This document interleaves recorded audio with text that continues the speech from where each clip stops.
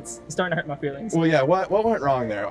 You took it out in 49? Took it out in 49. Right. Yeah. And then I just gave up. So the plan was go through 600, pace Craig at a 118, 119. Hopefully finish in like 120 or 27. Yeah. Get to 146.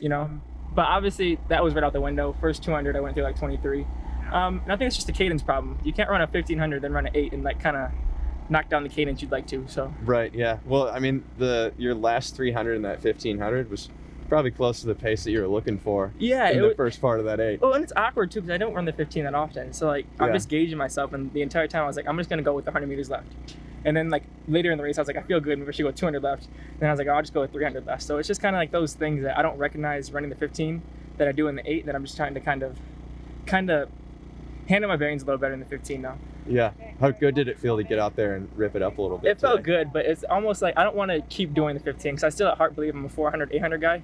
So if I do too many 15s, I'm going to start translating into an 815 guy, and that's like my worst nightmare. So. Well, did you hold off a little bit so that you don't have to I made a lot of tactical errors, so I'm hoping that'll like prove me to be like just a in your lane type guy for a 400, but I didn't hold off too much. What were those tactical errors that you made a little bit today? I think I just kept thinking of like about when I should go too much. Just trying to gauge yourself at 15 and 8 is totally different.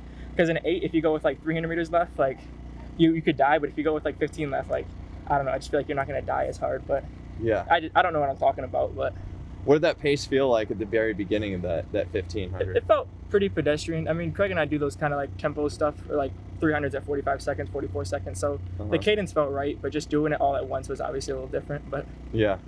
And then you just laid it down. And then I just laid it down. Well, it was weird because I'm always nervous because, like Craig said, like when there's nobody out and there's nobody around, like you just don't really know how deep you want to dig. And I think today everybody was kind of itching to race, so everybody kind of had that feeling of like just wanting to race and just kind of eagerness. Yeah, you feel that swag back once you get on the track. Not really, because it's 1500. 1500 meters don't have no swag, but if I can work my way down to a 4 and 8, where my home turf kind of is, then I'll start feeling a little better. Yeah. Then you'll start pointing to the camera. Yeah, then I'll start getting a little cocky. No, I wouldn't do that kind of stuff, but I'll just definitely feel way more at home once I start running 2 laps again. Yeah. Well, I think you're the world leader in the 1500 right now. How does that feel?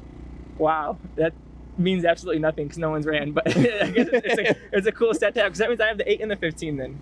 Yeah. I don't think I ran it indoors, and I don't know if anybody's broken that yet. So. Right. Yeah. So as of right now, I'm 8 and 1500 world leader, huh? You're on top of the game right now. I need to retire now then, if that's the case. But. No, don't do it for all of us. Yeah, no. Stay in the game a little longer. Stop while you're ahead is my theory. So I just. Come on, man. We'll see. No, we need more. No. But yeah, we're waiting for somebody to come along and test you a little bit. But. Well, 2 weeks from now, I think we're doing these every 2 weeks now. So, exactly. If Bowerman doesn't keep doing their, little home meets and comes out, we might have more people to come out. But yeah, I don't know. We'll see. You looking to race some of them pretty soon? I mean, anybody. You know what I mean? If they're a Portland-based group, I feel like they'd want to kind of race people in different jerseys and not, race guys that have been practicing all the time. But Jerry knows what he's doing. Obviously, he has a great group. So yeah, they're doing something right. But Josh and those guys ran pretty good the other night too. So I think it would have been a way better race if they were out here. Hell yeah.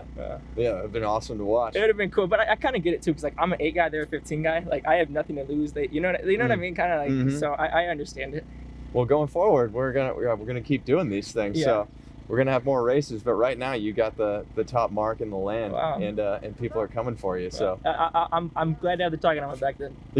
Yeah, you wear it well. I wear it well. Thank you. All right. Well, thanks a lot, Donavan. Yeah, thanks for having me. I was gonna shake your hand, but COVID, so we're good. Thank you guys.